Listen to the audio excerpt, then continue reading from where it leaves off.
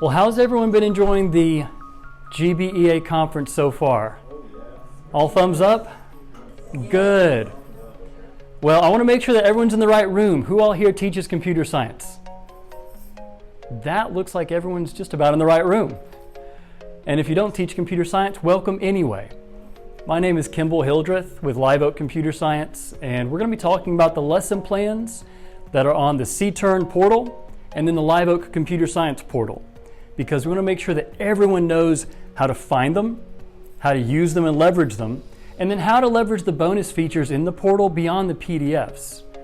Computer science is near and dear to my heart. That's what I studied here in Georgia.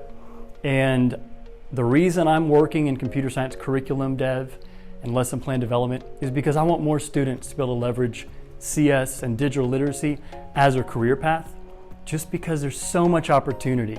Companies like Google, Microsoft, Home Depot, Delta, the list goes on for the big guys, and then there's thousands of small companies in Atlanta, Columbus, Chattanooga, Augusta.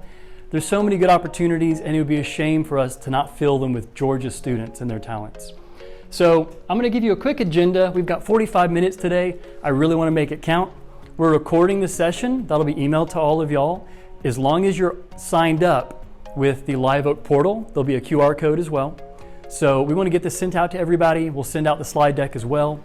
And most importantly, there's a teacher onboarding course. If you haven't done it, that's on the system as well, because we want to make sure that everyone understands the nuts and bolts of how to operate the system. So I'll do a quick introduction next, just a little bit of my background in the company, why CS matters. The lion's share of our time together is the CS lesson plan set review process. So how we access them, how we navigate the portal, the bonus features and content. Then we'll look ahead for what's coming in 2023. There are more resources that we'll be making freely available for you all. So we never stop building content or updating features. It's important to hear from you all on our little chat bubble. If you only take away one thing from today's meeting, know that our app has a chat bubble that goes to every engineer and content designer on our team and every teacher on our team. We try to respond within 5 minutes during Georgia Eastern Time, 8 to 6. So if you see something that you've got questions about, click the chat bubble. Send us an instant message. We'll get back to you quickly because we want your feedback and we want your ideas, because our curriculum, our application is living and breathing, and it's always being updated with new material. So then during the remaining time, we'll tackle any questions that y'all might have about the lesson plans or accessing them online. So we'll breeze pretty quickly past my little bio.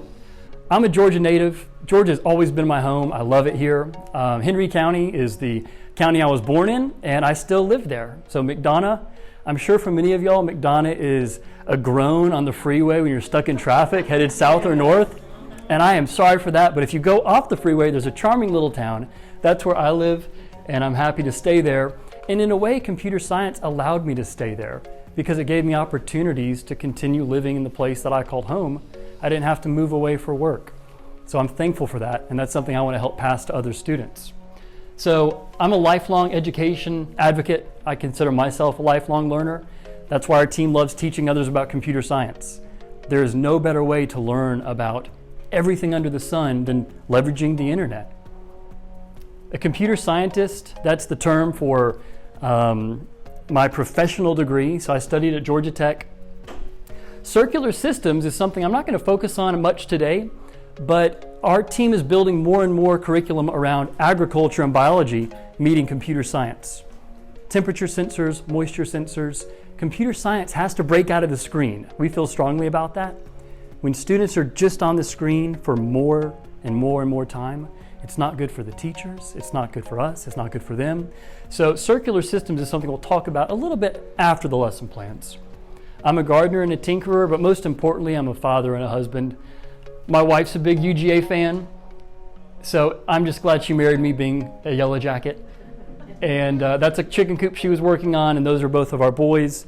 So much of what we do in education is with them and other youngsters in mind. These are just a few icons of the computing systems that impacted my life from a very early age. When I was 10, 11, 12 years old, That's when I started getting into computer science through web programming. We've built out many of the same projects that I built when I was younger that got me into building websites for companies around Atlanta. That's how I earned money to pay for computers and cameras and other digital devices. Those efforts moved into e-commerce endeavors. So learning how to use eBay helped me pay for school projects. PayPal, I wasn't allowed to get a credit card or a debit card till I was 18, but PayPal gave me one when I was 16. So these tech tools were huge in my life just with my first few jobs. Georgia Tech, I was fortunate to be able to study computer science, but paying for school's not easy. It's getting more expensive by the year. But thankfully, with some online tools like Etsy, that helped me pay my way through school by leveraging digital technology and e-commerce. Home Depot is where I spent most of my career prior to Live Oak Computer Science. So I show all these just to show you these digital tools, this digital literacy model that we're helping teach students about. It is transformative. It gives us so much opportunity, but often that opportunity is locked away in these screens. It's our job to unlock that for students. Banking is online, applying for school is online. Almost everything we do is taken for granted students will know how to do it. In the last 2 decades, the internet was far more about creating, but now it's so focused on consuming. Netflix, Facebook, Instagram, Snapchat, these are not bad things, but we're spending more and more time consuming when we should be teaching our students how to create, because that's going to be helping their career trajectories. So I'll step off my soapbox about CS. We'll dive into the lesson plan sets. These are the 12 lesson plan sets that we're providing through Live Oak Computer Science. IST, Intro to Software Technology, Intro to Hardware Technology, IDT, and now I think most of y'all are aware, this is going to be phased out a year from now. So IST and IHT are both splitting off of IDT. Not something to be intimidated by. It's going to be similar material, but just 2 different specialties. Computer Science Principles, Programming, Games, Apps, and Society, Digital Design, AP Computer Science, AP Computer Science Principles, FID, Middle School 1, FSIS, and FCP. These are the 12 lesson plan sets on the system and in the CTurn database. In our system, searching for course guide is what pulls these up. So I'll send that out in the email. We also will have a link, a quick link in our email for you all just to click on to access these. So there are 2 key access points to get the lesson plans. The first is the CTurn database. Logging on to the CTurn database will get you all the PDF plans. We send updated PDFs to Gina Tyndale once in a while when there are updates made to formatting or new material. So those are updated with some periodic frequency. I highly recommend also logging into the Live Oak portal because we can provide you a lot more bonus material here that we're not able to post on the CTurn database. So you've got the PDF lesson plans, interactive glossary terms for your students, bonus computer science videos, sample assignments. So we don't have every last assignment in there that's in the full curriculum, but we do have some sample assignments along with sample curriculum. And once again, the most important thing for today at least, teacher chat support. We want to hear from you. If something's not working, if you've got questions, if something is confusing, or if you just have some ideas to bounce around, a new feature that might be helpful for you, clicking the chat support and letting our team know about it is the best way of making sure you have a great experience. Beyond that, we have career connections in the system. We like to show students what jobs they can get down the road based on the skills they're learning with these computer science projects. And finally, we link to the DOE standards in the portal. So we're going to be doing a bit of a step-by-step walkthrough today on logging into the portal and seeing all the elements that we just reviewed here. Now, I would gladly walk you through CTurn if I had an account, but as I'm not a teacher, it's a little bit of a mysterious world behind the login page. So for those that aren't familiar with the CTurn login page, this is as much as I can show you, but I believe that there's many good resources. Lynn Wilson's fantastic. I know she can direct folks more, and she's got a talk today. Actually, it might be right now about the CTurn resources. At any rate, this is what the CTurn Resource Network page looks like. But she has, you taught her sessions there all day. That's what I May thought. have another one. Perfect.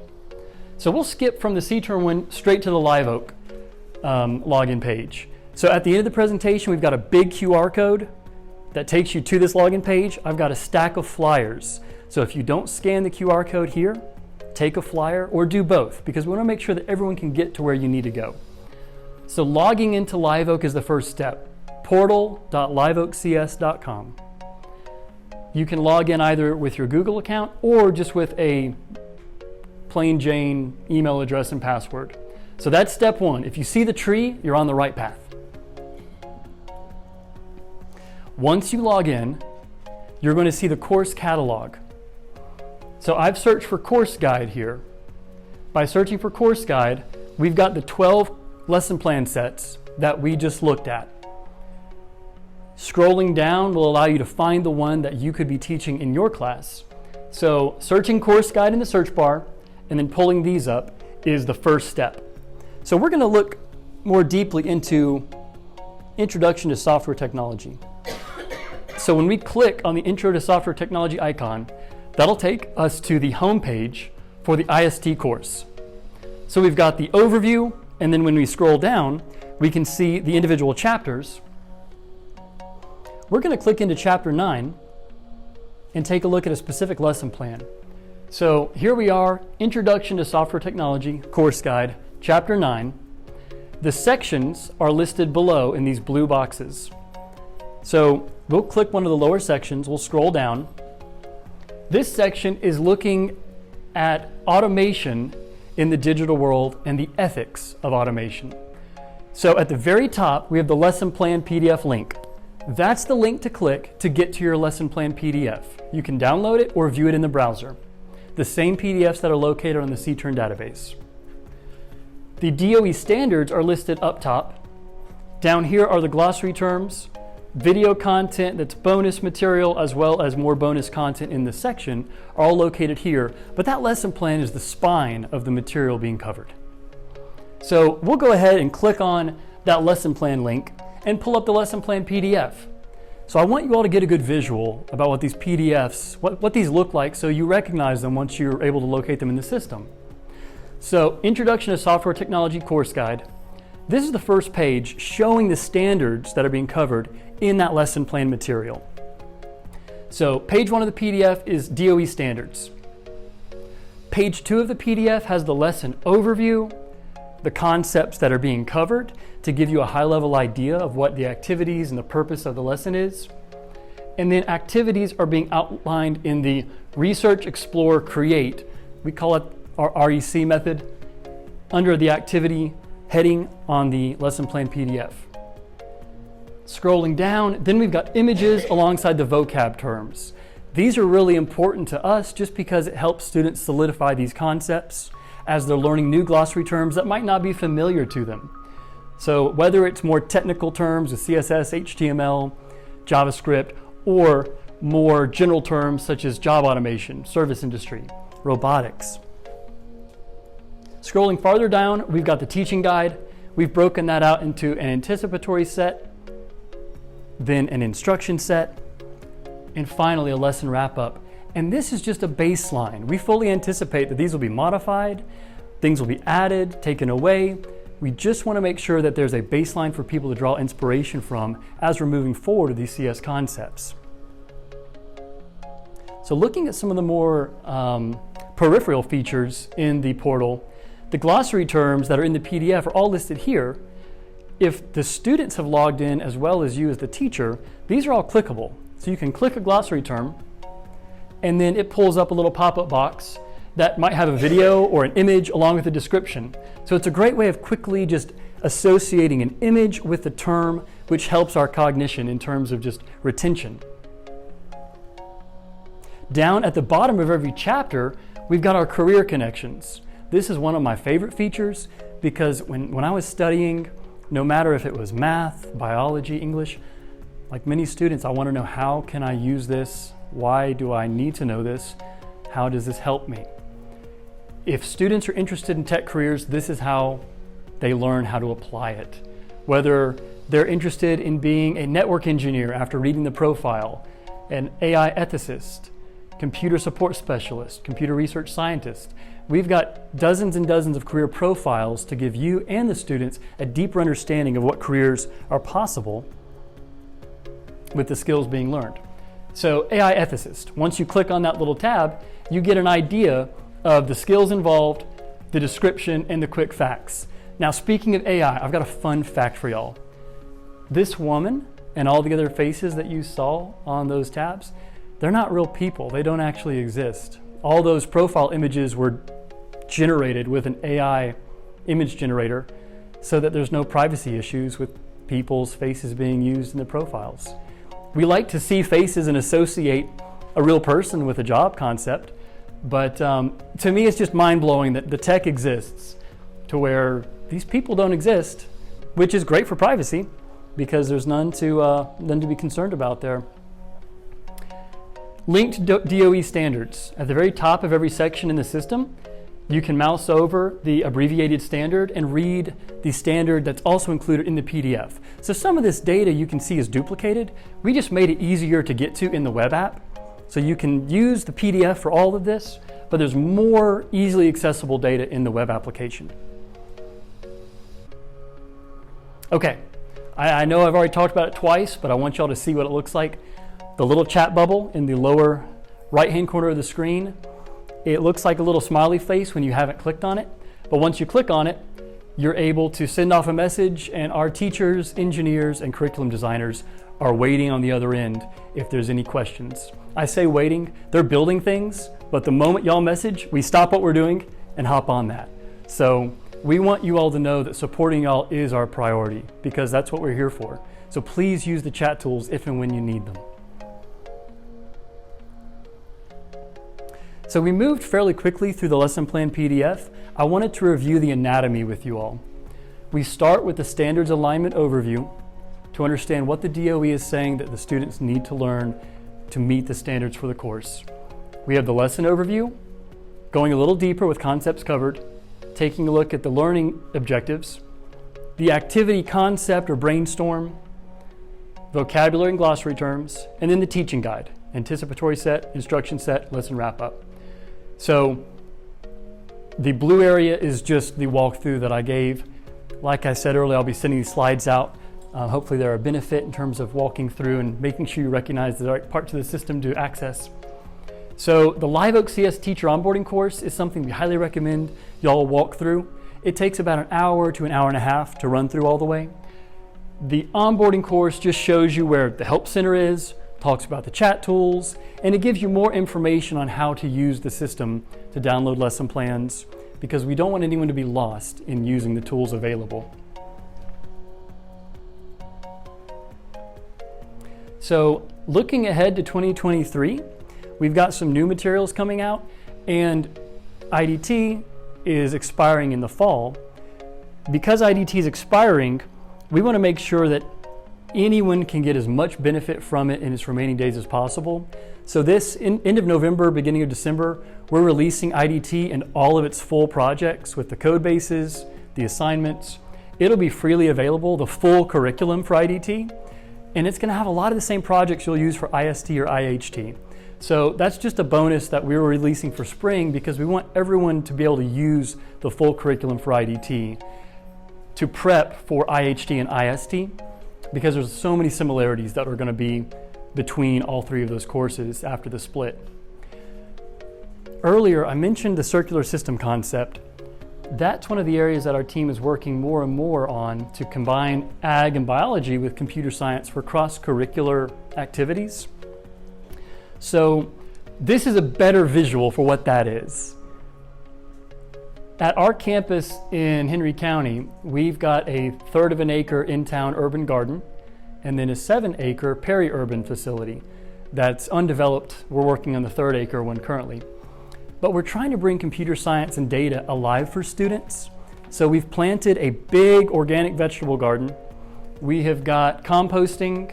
We've got methane digesters for using food waste from local restaurants. All these sustainably minded concepts, but we're installing temperature sensors and soil moisture sensors and cameras throughout the garden to stream data for student projects.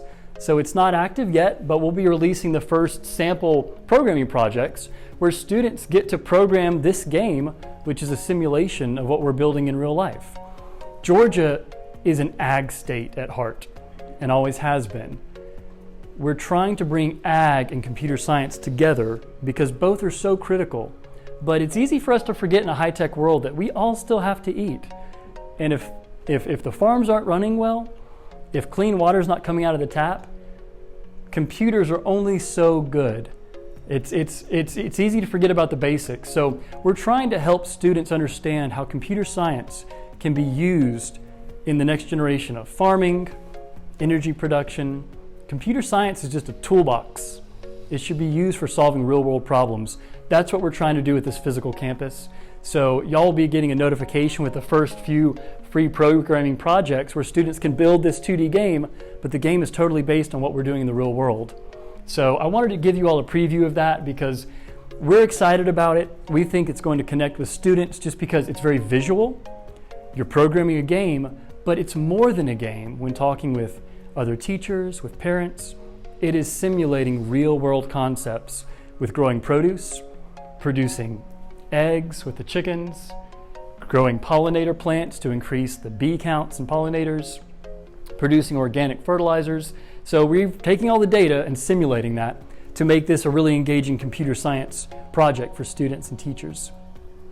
So if there are any of you that have not accessed the portal yet, that's a QR code for quick access. I've got the flyers up here as well, so I'll leave that up for just a moment. The next slide just says questions, so I'll just say it while I leave this up. Are there any questions?